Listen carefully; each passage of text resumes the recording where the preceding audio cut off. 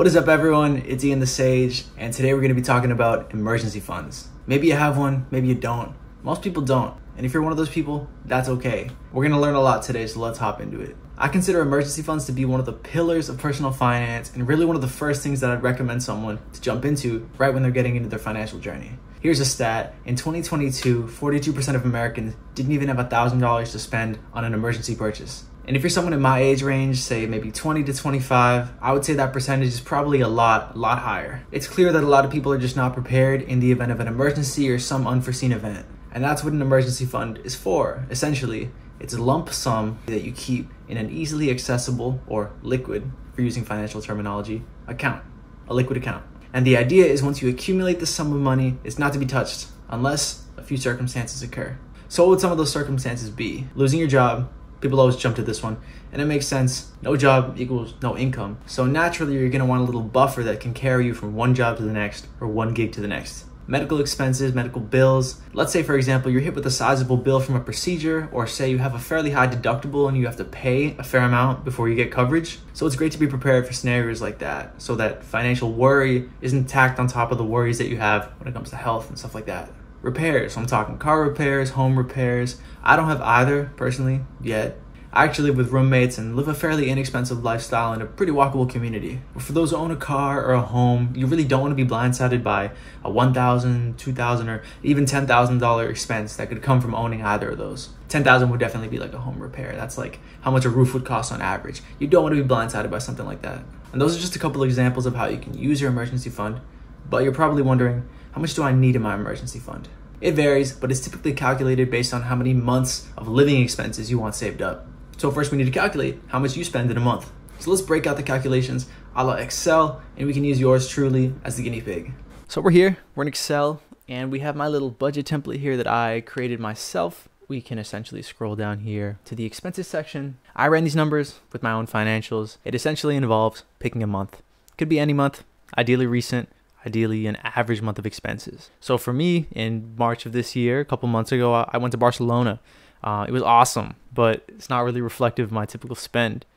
So maybe pick, in a scenario like that, pick a month before, pick a month after. And in that 30-day window, you want to sum up all of your expenses. So you can break it down by category. I like doing that because I can really sort of visualize where everything is going. I think it's really worth diving in a little bit, breaking things down into categories. So let's see what I spend on an average month.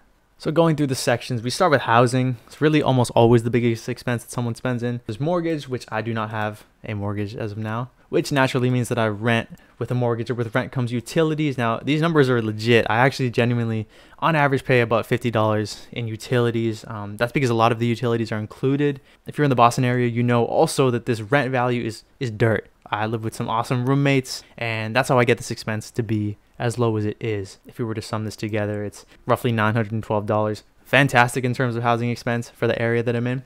Moving down to the food section, you can really start to see how I played with these formulas, but I'll get into that. So for food, it's really groceries, and then the other side of that coin is like restaurants, takeout, drinks, anything that you spend or buy that is not from a grocery store. Sort of the way I calculated this was I, through my own expense tracking, kind of know what I spend on an average week. So if you multiply that, which for me is 76.5 times 52, and since we're doing monthly, you can just divide it by 12. So that's how I calculated my numbers. So $331.50 is what I spend in groceries on an average month.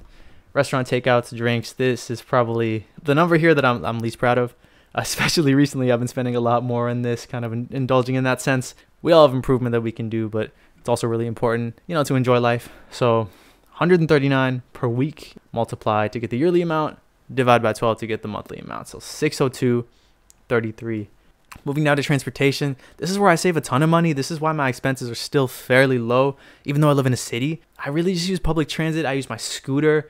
I use Uber, Lyft every once in a while, but public transit, scooter, and just walking around in a walkable area. It covers really everything.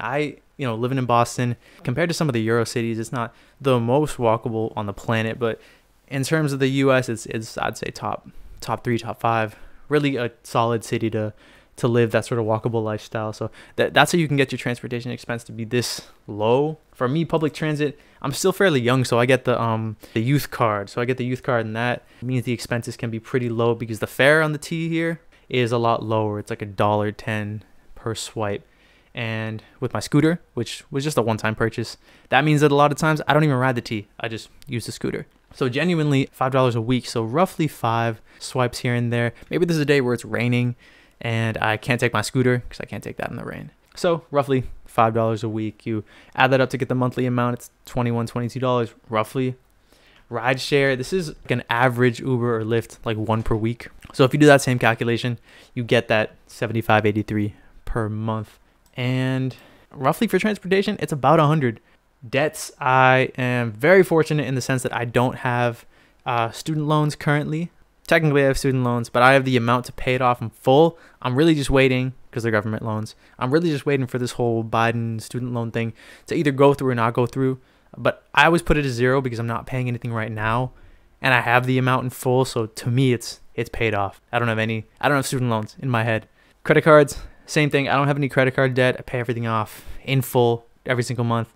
And medical debt, feel very fortunate to not have any sort of medical expenses every single month. Well, really the one expense, I guess, is health insurance. But I have that as a separate category here. I believe they take out roughly $75 a month out of my paycheck. Finally, personal. Personal is a bunch of miscellaneous sort of expenses.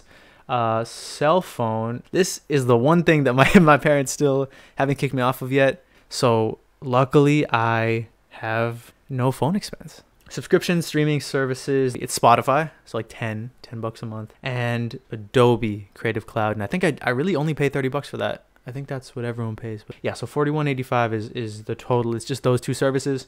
You could maybe consider gym to be a subscription in a way, but it's its own thing for me. $30 a month. I think I'm still on the college plan. Don't tell my gym. Entertainment, this is mini golfing, this is bowling, this is the cover at a bar, club, etc. This is going to the movies, stuff like that. So 42 a week, 182 a month on average. Hobbies, I don't believe in my own expense tracking, I don't believe I count anything in the hobby section. That for now has been blank, but I leave it there because a lot of people like to put a lot into their hobbies. Clothing and apparel, so moving on. 15 a week roughly, and I don't buy clothing really every week, so maybe it's like every few weeks, X amount of weeks, I'll do like $100 like sweater or something like that, or a jacket. I think it averages to roughly 15.5 a week, or 67.17 per month. Gifts giving, I have it at $20 a week, or 86.67 a month.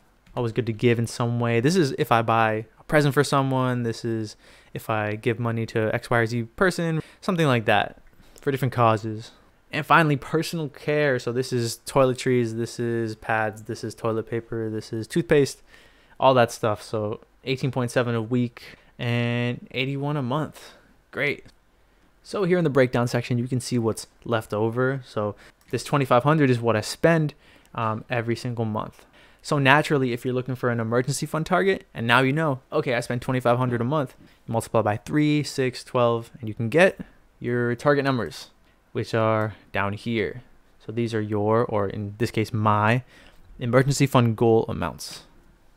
So which option to pick? You know your monthly spend, but do you want a 3-month emergency fund, a 6-month, or even a 12-month emergency fund? 12 months may seem overboard for some people. Like personally, for my first goal, I had a 6-month emergency fund. But I would recommend that if you feel like you're a novice, you feel like you're just starting out your financial journey, 3 months is a really good goal to hit. Even reaching that goal is monumental, and it's going to set you up with a lot more flexibility financially. You're going to be able to bounce back from expenses and setbacks that would cause 90% of people a good deal of worry. And that's the core idea behind an emergency fund. It allows you to be protected, it allows you to live your life with a great deal of security and with peace.